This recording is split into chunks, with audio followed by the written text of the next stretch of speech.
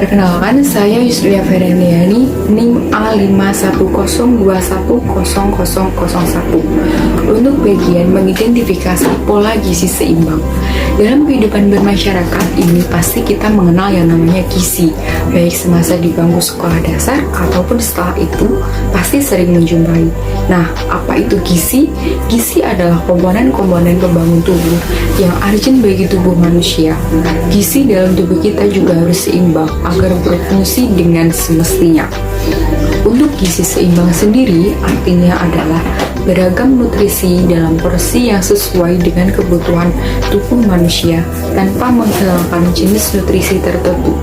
Untuk kebutuhan nutrisi harian, asupan bergizi seimbang sangatlah penting dilakukan agar kondisi tubuh tetap fit dan terhindar dari beragam penyakit. Ada 4 pilar gizi seimbang, yaitu 1. Mengonsumsi aneka ragam makanan. 2. Perilaku hidup yang bersih. 3. Rutin beraktivitas fisik. 4. Mempertahankan berat badan normal.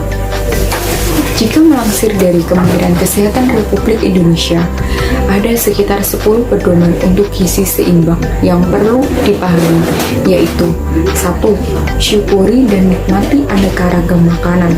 Anda harus bersyukur karena hidup di negeri yang kaya akan sumber makanan. 2. Biasakan mengonsumsi aneka ragam makanan. Anda ataupun kita membutuhkan jenis pangan yang beragam untuk memperoleh seluruh zat gizi yang dibutuhkan oleh tubuh, seperti sayuran, buah-buahan, kacang-kacangan, daging, ikan, dan lainnya. 3. Batasi konsumsi asupan manis, asin, dan berlemak. 4. Banyak makan sayur dan buah-buahan. Kita dianjurkan mengonsumsi 2 porsi sayur dan 2-3 porsi buah setiap harinya. 5. Biasakan mengonsumsi lauk-lauk yang berprotein tinggi. 6. Biasakan sarapan pagi. Sarapan pagi dapat menunjang kinerja dan aktivitas yang dilakukan seharian. Sementara tidak sarapan bisa mendorong Anda untuk makan secara berlebihan di siang harinya. 7. Biasakan minum air putih yang cukup dan aman. Umumnya, kita direkomendasikan untuk minum air 8-10 gelas sehari. Ini akan membantu fungsi ginjal dalam mengganti cairan tubuh yang hilang. 8. Cuci tangan pakai sabun dengan air yang mengalir. 9. Biasakan membaca label pada kemasan makanan. Penting bagi kita untuk mengetahui komposisi, zat gizi, label, sertifikasi, dan kedaluarsa suatu produk yang akan dikonsumsi. 10. Lakukan aktivitas fisik yang cukup dan pertahankan berat badan agar tetap ideal.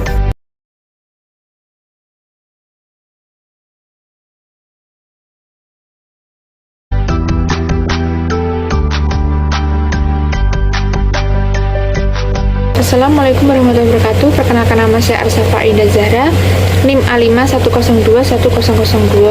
Di sini saya akan membawakan materi mengidentifikasi makanan yang tidak sehat. Salah satu makanan yang tidak sehat adalah 1. Mie instan. Mie instan adalah salah satu makanan berbahaya bagi kesehatan tubuh, khususnya jika Anda mengonsumsi setiap hari. Bahaya makanan mie instan berasal dari garam yang terlalu banyak di dalam bumbunya. Hal ini tentu memicu hipertensi.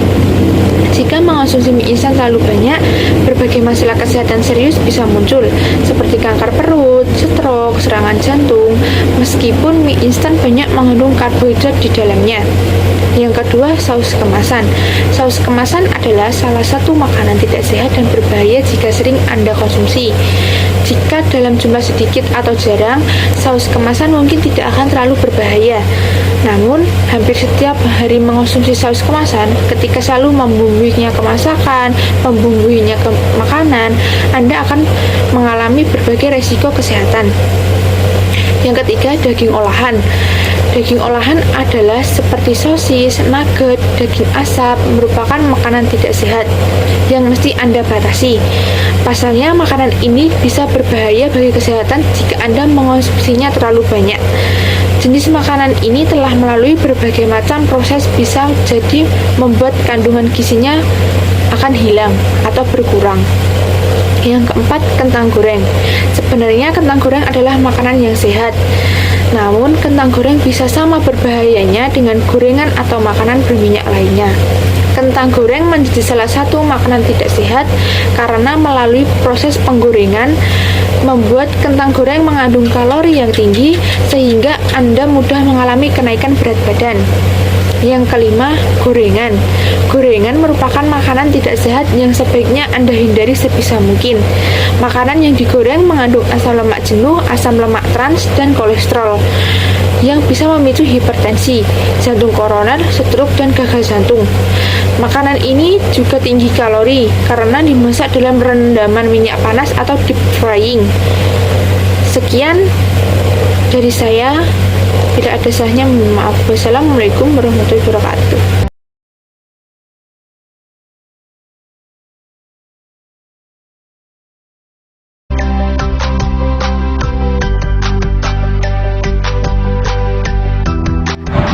Assalamualaikum warahmatullahi wabarakatuh.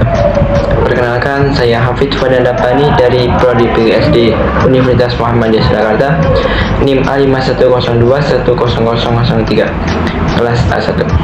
Di sini saya akan menjelaskan tentang uji kandungan gizi dalam makanan. Tubuh kita membutuhkan makanan agar bisa bergerak bebas dalam kehidupan sehari-hari, dan juga tubuh kita membutuhkan gizi yang sehat agar tubuh berfungsi dengan baik. Untuk mengetahui kandungan gizi dalam makanan, kita perlu melakukan yang namanya uji kandungan gizi. Dan kita di sini mengambil contoh dalam pengujian tersebut, yaitu mie instan. Langsung saja kita ke pengujiannya.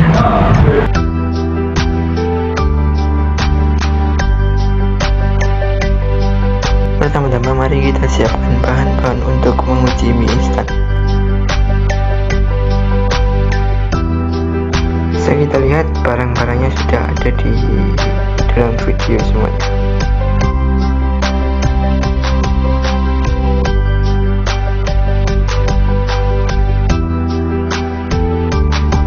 Oke, langsung kita mulai.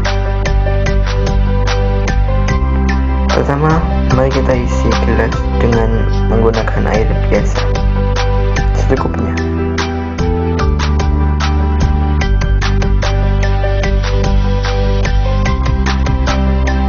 Setelah itu, kita masukkan mie instan ke dalam gelas yang berisikan air tersebut dan diamkan beberapa menit. Lalu kita lihat apakah ada perubahan atau tidak.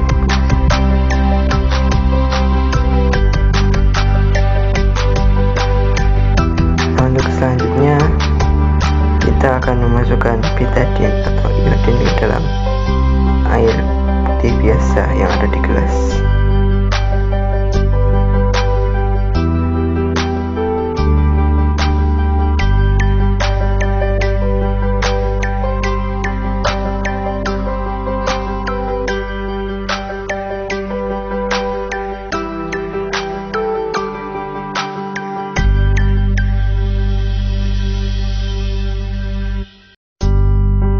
Setelah itu, kita masukkan mie instan ke dalam gelas tersebut dan diamkan beberapa menit, dan kita lihat perubahan apa yang akan terjadi.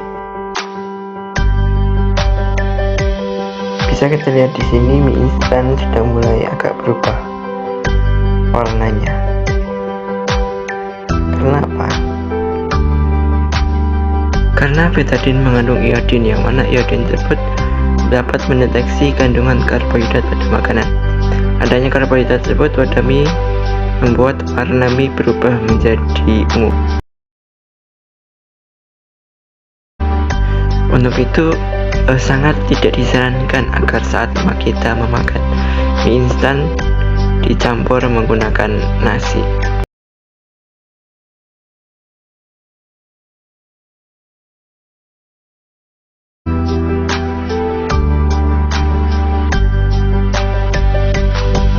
Hai.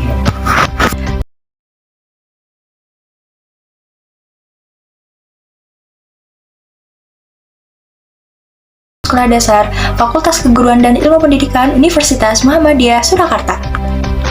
Di sini aku bakal ngejelasin sama kalian apa sih diet ketofastosis itu. Diet ketofastosis merupakan gabungan dari diet ketogenik dan fastosis. Diet ketogenik adalah istilah yang digunakan untuk diet dengan karbohidrat yang sangat rendah tapi tinggi lemak. Jadi, tidak seperti kebanyakan diet yang menghindari lemak, diet ketogenik justru menekankan asupan tinggi lemak sekaligus protein. Nah, saat diet ketogenik berlangsung, tubuh akan memasuki fase yang disebut dengan ketosis, yakni saat tubuh kekurangan karbohidrat. Dalam kondisi tersebut, secara otomatis kadar glukosa dalam tubuh akan menurun sehingga hati akan menghasilkan keton untuk digunakan sebagai sumber energi seluruh tubuh, terutama otak. Nah, selanjutnya adalah fastosis. Apa sih itu fastosis? Fastosis merupakan metode fasting on ketosis atau puasa dalam keadaan ketosis. Idealnya, durasi berpuasa ketosis adalah 6-12 jam tergantung dari kondisi individu. Fastosis juga bisa disebut sebagai upaya untuk menghasilkan pola makan yang diperlukan manusia untuk mempertahankan kondisi metabolisme lemak yang optimal. Di sini aku mau ngejelasin apa sih kunci utama dari diet ketofastosis ini. Jadi, kunci utama dari diet ketofastosis ini adalah mengganti sistem metabolisme tubuh dari yang semula menggunakan karbohidrat sebagai sumber energi utama kini beralih pada lemak. Jadi, selama kalian menjalankan diet ketofastosis, lemak yang masuk ke tubuh akan dibakar dan menjadi sumber energi. Nah, saat tubuh mengolah karbohidrat, kelebihan lemak akan secara langsung disimpan menjadi fat storage.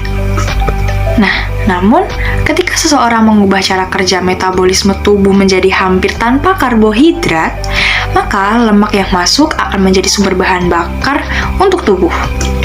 Dengan kata lain, lemak yang dikonsumsi akan dipakai dan tidak disimpan dalam tubuh. Nah, itu tadi penjelasan dari aku tentang diet ketofastosis.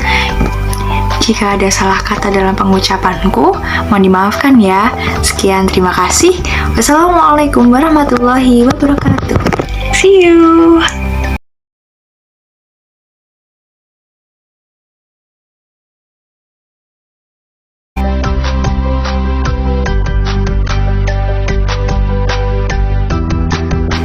Assalamualaikum warahmatullahi wabarakatuh.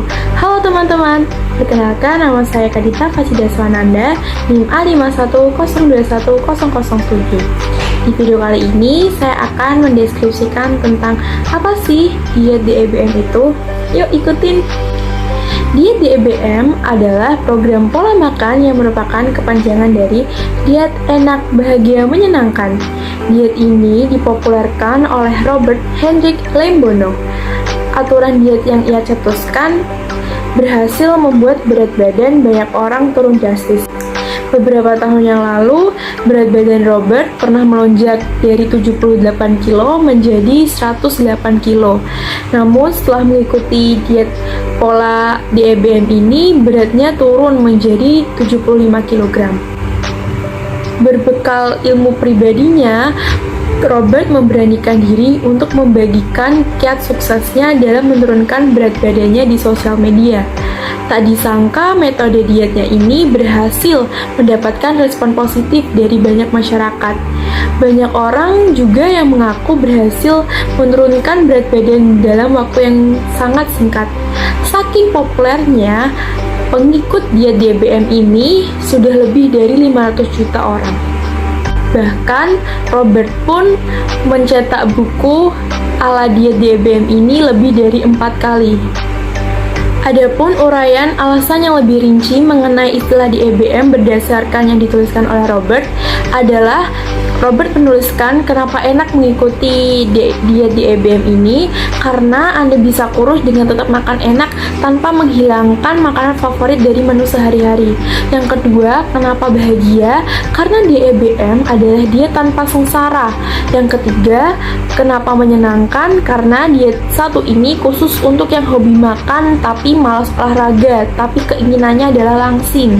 Selain itu, Robert juga menegaskan bahwa pelaku mau diet tetap harus mematuhi aturan di EBM seperti mengkonsumsi asupan rendah karbohidrat, tinggi protein, tinggi lemak, dan rendah gula. Dan Robert menjelaskan tentang banyak sekali panduan yang harus dilakukan oleh diet di EBM. Yang pertama adalah harus sarapan pagi dengan makanan tinggi protein. Yang kedua, makan siang dan makan malam dengan sumber protein hewani. Terus harus minum 3 gelas air putih pada jam 9 pagi dan 3 sore. Di luar jam tersebut, Anda tentu diperbolehkan minum teh, kopi, atau sparkling water tawar tanpa creamer atau gula. Yang selanjutnya adalah makan malam tidak lebih dari jam 6 sore. Sekian penjelasan mengenai diet di EBM, dan terima kasih. Wassalamualaikum warahmatullahi wabarakatuh.